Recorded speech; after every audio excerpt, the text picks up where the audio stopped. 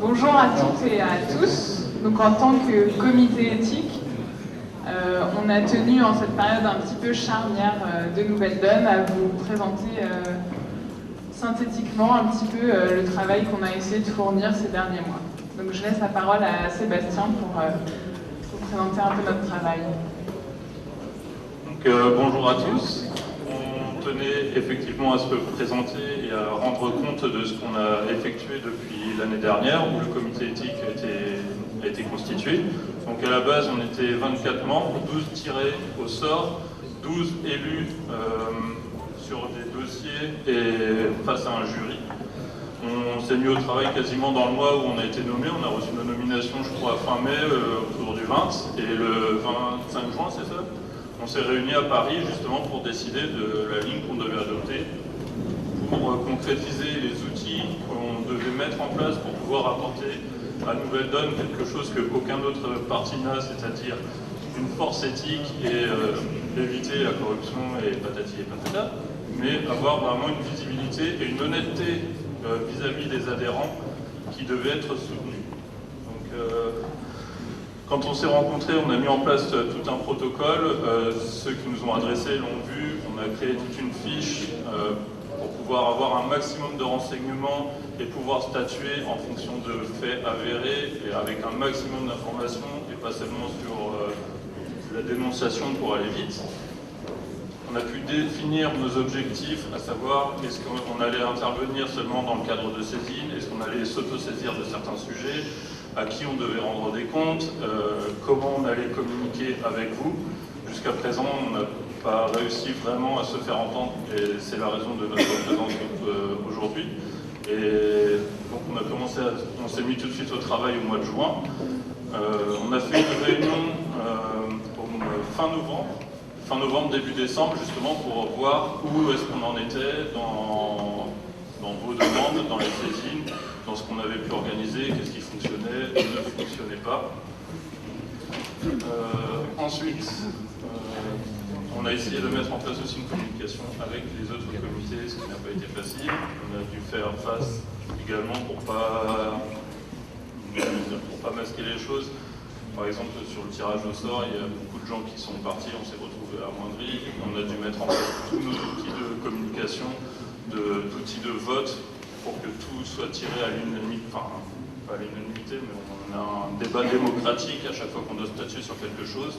On a mis en place un outil qui nous permet de voter sur les questions, de s'intéresser aux débats qui sont mis en place. Et vraiment, on espère pouvoir être à la hauteur de ce que les gens attendent. Et justement, comme ça a été évoqué, que la corruption faisait loi dans la politique, je sais que personnellement, j'ai ramené des gens à ND en leur disant qu'on avait un comité éthique et que la corruption n'aurait pas de place dans Nouvelle Donne.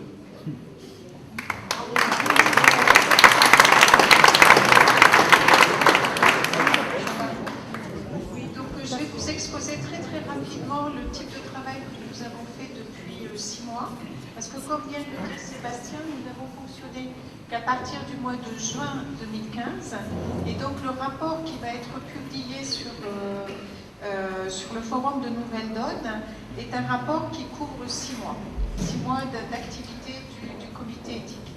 Alors les deux missions, parce que c'est vrai que ça paraît un petit peu loin peut-être le comité éthique pour l'ensemble des adhérents, mais les deux missions qui nous avaient été fixées, c'était d'évaluer le fonctionnement des instances et de veiller au respect des droits des adhérents, des statuts et du règlement intérieur. Alors là, je vais commencer par la deuxième aspect, c'est celui des saisines. Il faut savoir,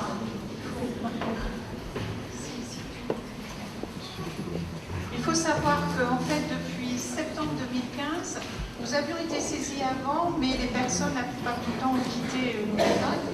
Et depuis septembre 2015, nous avons eu 10 saisines. Dans ces saisines, nous avons eu 4 saisines qui venaient directement d'adhérents. Donc pour nous, ce sont des alertes. Après, dans un second temps, nous avons eu aussi des saisines de comités régionaux. Nous avons eu des saisines aussi du cercle des interrelations.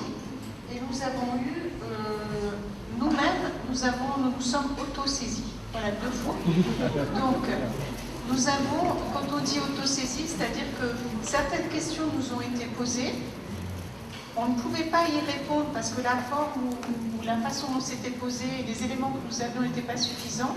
Mais par contre, comme nous n'avions pas d'informations, nous avons adressé des lettres, nous avons sollicité le BN et le CC 2 fois. Voilà.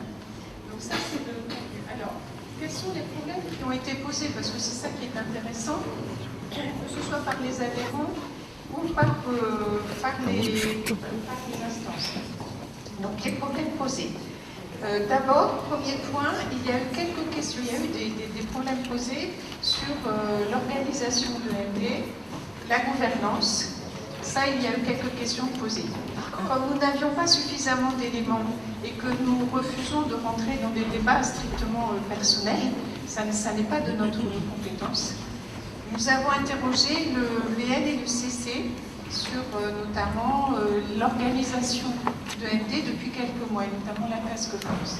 Ça, c'est un premier point. Nous avons été aussi saisis plusieurs fois sur la question des élections. Il faut savoir qu'il y a eu plusieurs saisines concernant tous les modes d'élection. Vous n'entendez pas? Oui. Donc en fait, il y a eu, excusez-moi, il y a eu des saisines de la part notamment des instances sur la question des élections.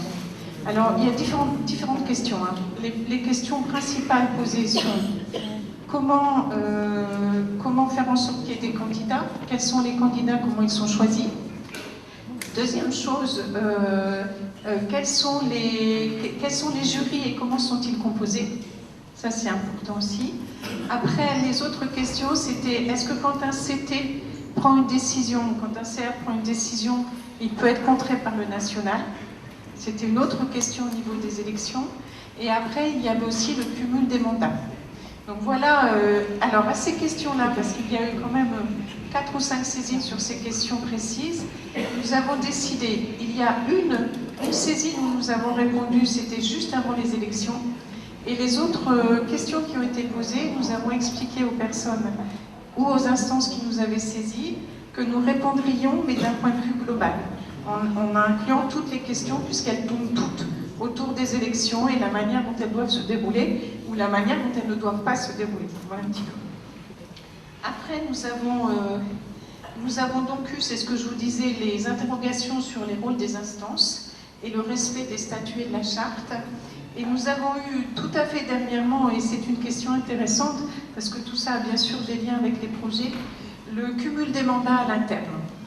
C'est-à-dire que des personnes viennent de commencer à nous interroger sur est-ce normal que dans un parti comme ND, il y ait des cumuls de mandats à l'interne à tous les niveaux. Voilà. Donc ça, ce sont les saisines et les alertes. Et nous avons donc Nous avons aussi été saisis sur beaucoup plus global sur le fonctionnement de ND, et nous avons répondu que nous ne pouvons pas nous prononcer sur ce point-là. Parce que nous manquions d'informations, c'était aussi ça. Alors après, donc ça, ce sont les saisines et les alertes, et nous en sommes là.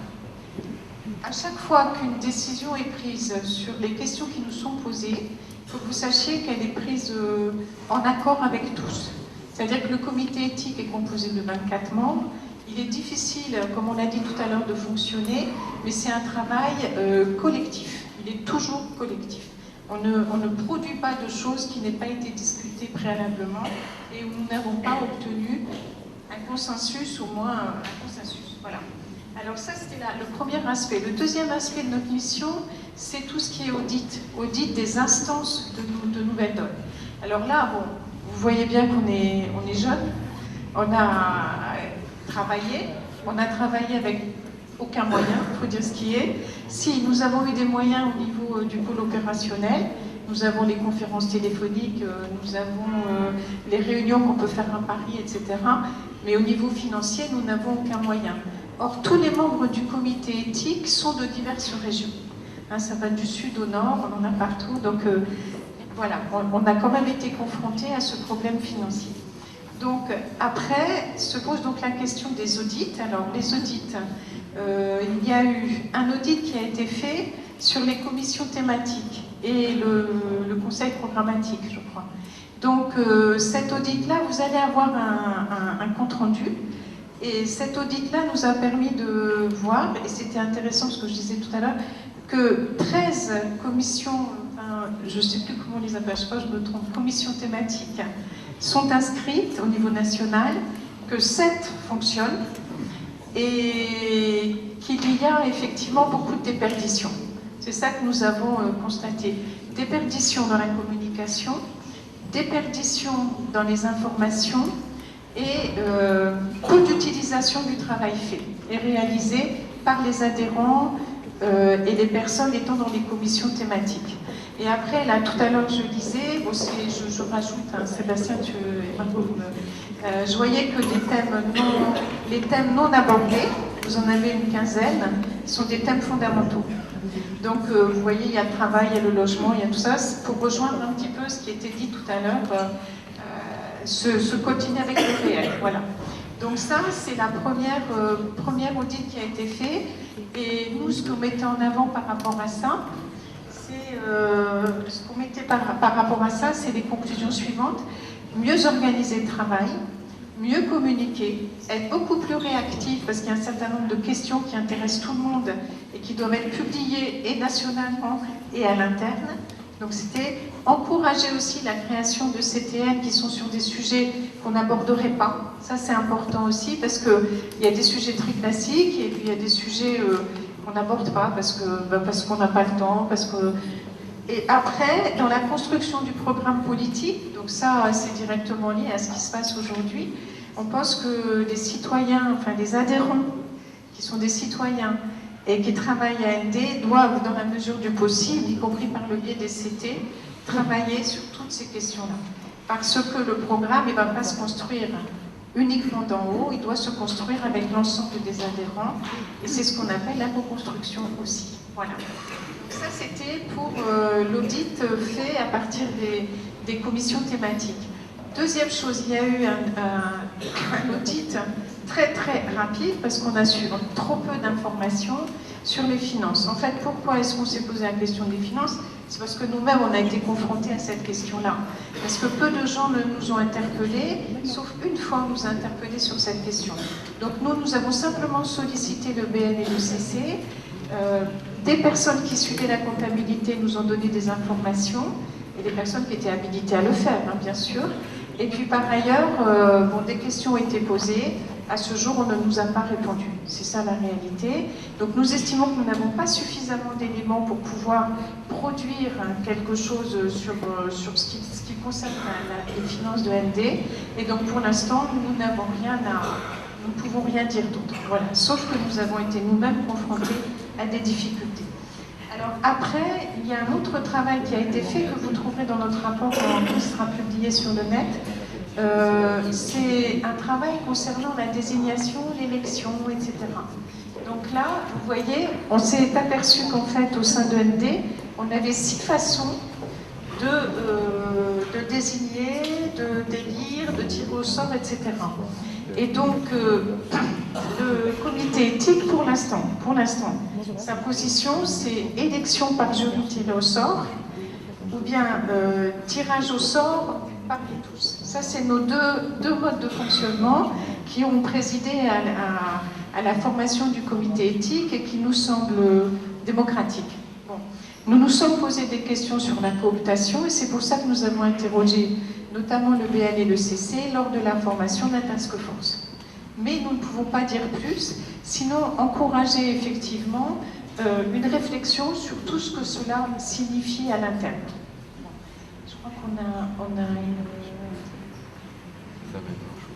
Alors, ce qu'on dit par rapport à tout ce qui s'est passé et tout ce qui se passera à l'avenir, c'est qu'il faut développer les moyens numériques, annuaires des adhérents, service de tirage au sort, publication des appels à candidature, que ça ne reste pas uniquement à l'interne ou par rumeur, etc., mais que tous les adhérents qui se sentent compétents ou qui sont compétents puissent travailler dans certaines instances, ou puissent même travailler au niveau d'un CT, mais à certaines choses qu'ils connaissent ou qu'ils veulent connaître.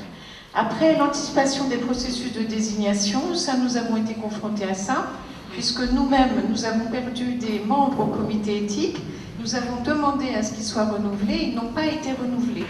Donc, il faut anticiper pour éviter qu'il y ait des vides et qu'à un moment donné, tout se retrouve entre les mains de quelques-uns. Voilà, pour nous, un comité éthique, c'est ce qu'on vous indique.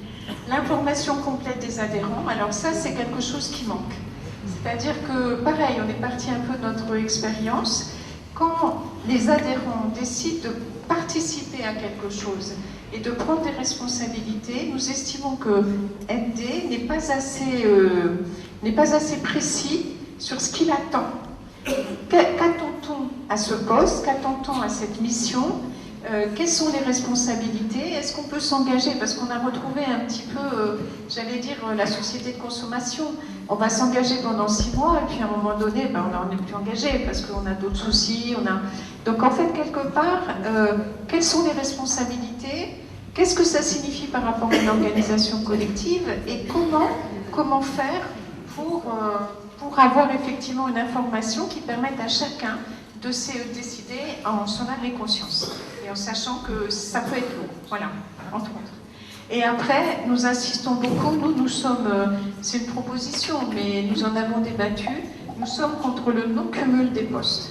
C'est-à-dire qu'on est bien placé pour le dire, puisqu'on n'a pas la possibilité nous-mêmes de cumuler les postes, hein, puisqu'on peut être qu'au comité éthique, et après, bien sûr, on peut être dans notre CT de base, hein, c'est pas le problème, mais nous sommes pour le non-cumul des postes au sein de ND. Voilà un petit peu par rapport au travail que nous avons fait sur le fond. Après, c'est à peu près tout. Après, je crois que je vais repasser la parole à Sébastien qui va conclure.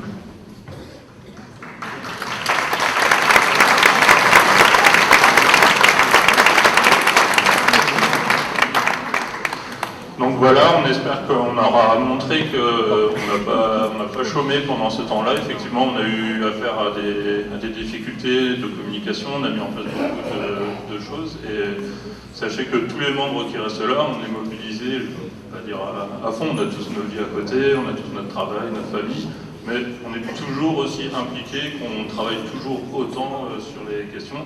Et bien entendu, qui nous semble essentiel pour Nouvelle Donne, comme outil de communication à l'extérieur, parce que c'est très important, mais aussi à l'interne, pour être sûr qu'on soit le plus propre possible, que le comité d'éthique puisse continuer et même se renforcer avec un nouveau tirage au sort, par exemple.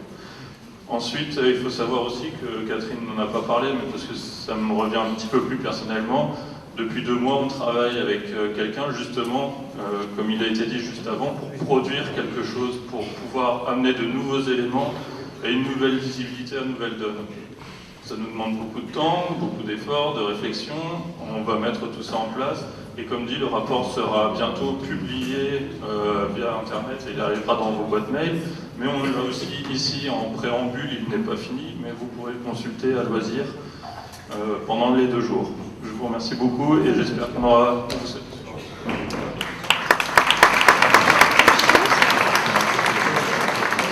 C'est juste une chose, on va mettre à disposition un pré-projet sur le net et on met à disposition également un questionnaire.